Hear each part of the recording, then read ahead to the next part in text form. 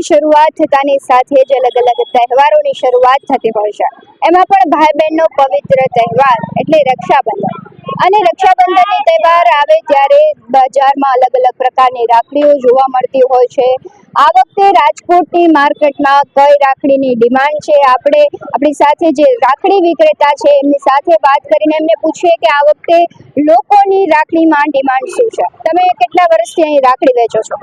અમે વર્ષોથી રાખડી વેચી છીએ, પણ અત્યારે હવે ભગવાનની રાખડી વધારે ચાલે છે અને ઝીણી રાખડી વધારે ચાલે છે। મોટી રાખડી અત્યારે નથી ચાલતી, ફેન્સી રાખડી જ વધારે ચાલે છે। ફેન્સી રાખડી સિવાય લોકો બીજી કઈ અલગ અલગ પ્રકારની રાખડીઓની ડિમાન્ડ કરે છે અને અત્યારે કેવો માહોલ છે? લોકો વધારે રાખડી ખરીદી રહ્યા છે કે બજારનો શું માહોલ છે? અત્યારે બજારનો માહોલ છે કે રાખડી તો વધારે વેચે છે, પણ એમની મનપસંદની વધારે હાલે છે। એમની મનપસંદની વધારે રાખડી ચાલે છે અને મોટી રાખડી તો જરાય નથી। બધા ફેન્સી રાખડી નાની જ માંગે છે, ભગવાનની વધારે માંગે છે। રાધે કૃષ્ણ, રામ, શ્રીરામ એવું જ માંગે છે। ખાસ કરીને આપણે જોતા હોય છે કે દિવસમાં તમે એક જ દિવસમાં કેટલીક રાખડી વેચો છો, કેવું છે માર્કેટનો માહોલ શું છે? તહેવાર છે તો વધારે વેચાય છે કે? માર્કેટનો માલ તો બહુ સરસ છે, વધારે રાખડી ચાલે છે। બધા કીધું બધાને, કોઈની છે નહીં, બધાને ખાલી થઈ ગઈ છે, કોઈની રાખડી જ નથી વહીતી। આ ફેરે રાખડીનો મોલ બહુ એટલે બહુ સરસ સારો જ છે। ખાસ કરીને નાના બાળકો છે, ડાગલાવાળી હોય છે, મોટી સ્ત્રીઓ હોય છે, એના ભાઈ માટે તો કેવા પ્રકારની રાખડી તમે સૌથી વધારે વેચી છે? અમે સૌથી વધારે ભગવાનની રાખડી વધારે વેચી છે। તો મિત્રો, આપણે જોયું કે વેપારીઓ આ વખતે કહી રહ્યા છે કે આ વખતે રક્ષાબંધનનો માહોલ છે, ત્યારે રાખડીની ડિમાન્ડ પણ છે ને હજુ જે માર્કેટ છે એમાં મંદીનો માહોલ જોવા નથી મળી રહ્યો।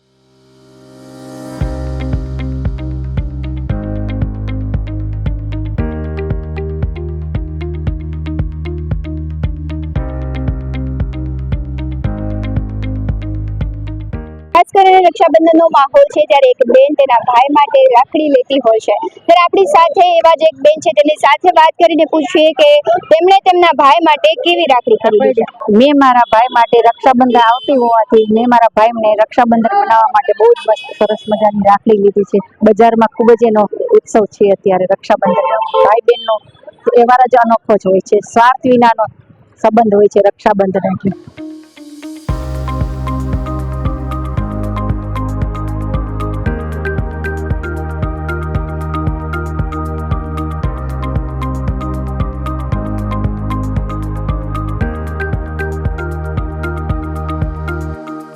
મારું નામ સંજયભાઈ રમેશભાઈ। હું રાખડીનો ધંધો છેલ્લા 8-10 વર્ષથી કરું છું અને રાખડીમાં સારું એવી ઘસારો જોવા મળી રહ્યો છે। જેમ જેમ નજીક રક્ષાબંધન આવી રહી છે, તો બાકીના 3 દિવસો છે, ગરાગી તમે જોઈ શકો છો સારામાં સારી છે અને નવી નવી અવનવી વેરાયટીઓ આવે છે। એમાં અત્યારે મોરપીંછનો વધારે ક્રેઝ છે, રિયલ મોરપીંછ વાળી એક રાખડીની ડિઝાઇન આવી છે, એ વધુ ચાલે છે। બીજી ઘણી ફેન્સી આઈટમ છે અને અત્યારમાં એક નવું છે ભાઈ ભાભીનું બહુ ક્રેઝ છે કે પેલા ભાભીઓને બાંધતા નહીં, પણ હવે નવા એવી પેઢીઓ આવતી જાય છે ને જેમ જેમ એમ ભાભીને પણ હવે રાખડીઓ બાંધતા થઈ ગયા છે, એટલે એમાં મારું વેચાણ વધી રહ્યું છે ધીમે ધીમે, સારું છે।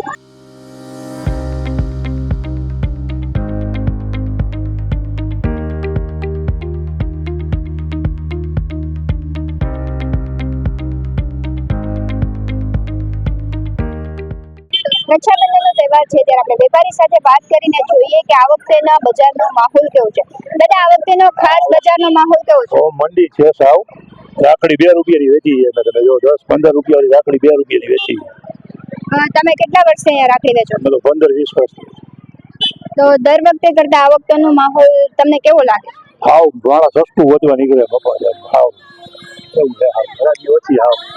ખાસ કરીને તમે રાખડી વેચો છો તો કયા પ્રકારની રાખડી વધુ વેચાય? દોરીવાળી, હીરાવાળી, મોટીવાળી, રુદ્રાક્ષવાળી એવી બધી વેચાય।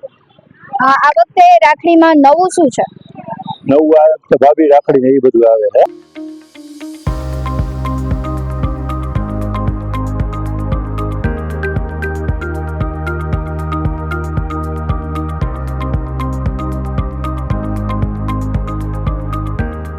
દરેક બેન પોતાના ભાઈ માટે રાખડી લેવા આવતી હોય છે, ત્યારે આપણી સાથે એક નાનકડી ઢીંગલી છે તે તેના ભાઈ માટે રાખડી લેવા આવી છે। આપણે પૂછીએ કે તેના ભાઈ માટે તે કેવી રાખડી લેવાની છે।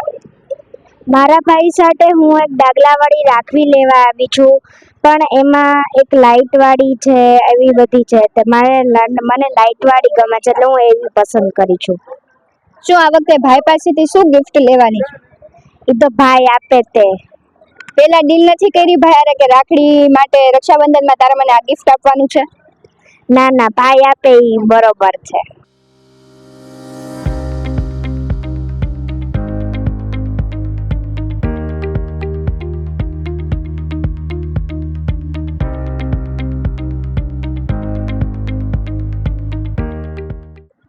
ખાસ કરીને તહેવારનો માહોલ હોય ત્યારે બજારમાં તેજી જોવા મળતી હોય છે, પરંતુ ક્યાંક ને ક્યાંક આ વખતે તહેવારના માહોલમાં મંદી જેવું વાતાવરણ સર્જાયું છે. ત્યારે આપણે સીધા જ જે વેપારી છે રાખડીનું વેચાણ કરે છે તેમની સાથે વાત કરીએ કે આ વખતેનો માહોલ કેવો છે. આ વખતેનો માલ બેન બહુ શાંત છે. 50% જ ગ્રાહકી છે. ખબર નથી પડતી આ વખતે વરસાદ નથી કે પછી માણસો આગળ પૈસા નથી. એની હિસાબે બધું ગ્રાહકમાં છેલ્લા 8 દિવસનો જે માહોલ અમારી પાસે કરંટ હોવો જોઈએ એવું છે જ નહીં આ વખતે કોઈ. આ વખતે વેપારી વધી ગયા છે કે ગ્રાહકી ઘટી ગઈ છે ખબર નથી પડતી બેન. જે દર વખતે માહોલ હોય છે એના કરતા આ વખતે માહોલ તમને મંદી જોવા મળી રહી છે. એનું કારણ ક્યાંક ને ક્યાંક તમે કહો છો કે વરસાદ ઓછો, પણ ખાસ કરીને જ્યારે તમે દર વખતે રાખડીનું વેચાણ કરતા તો આ વખતે રાખડીમાં ખાસ શું છે? આ વખતે ખાસમાં તો કપલ રાખડી છે, લુંબા રાખડી છે, લગભગ બધી બ્રેસલેટ ટાઈપની બધી રાખડીઓ ચાલે છે. પણ આ વખતે મોલ ખૂણે ખૂણે થઈ ગયા છે બધા, એટલે હિસાબે ગ્રાહકે વેચાઈ ગયા છે બેના. બજાર સુધી કોઈ પહોંચતું નથી અત્યારે. બજારના મોલ છે ને રાત 11 સુધી ખુલ્લા હોય, ત્યારે અમારી બજાર 8 વાગે બંધ થઈ જાય.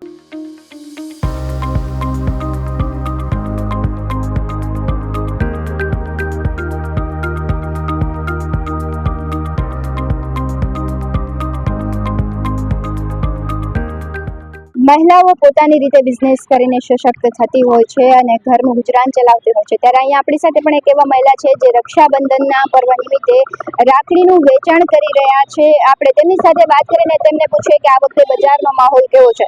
ખાસ રક્ષાબંધનનો તહેવાર છે તો આ વખતે સૌથી વધારે કઈ રાખડી વેચાઈ રહી છે? સુખડમાં, રુદ્રસમાં એવી રીતના વધારે હાલે. ઝીણી આઈટમ.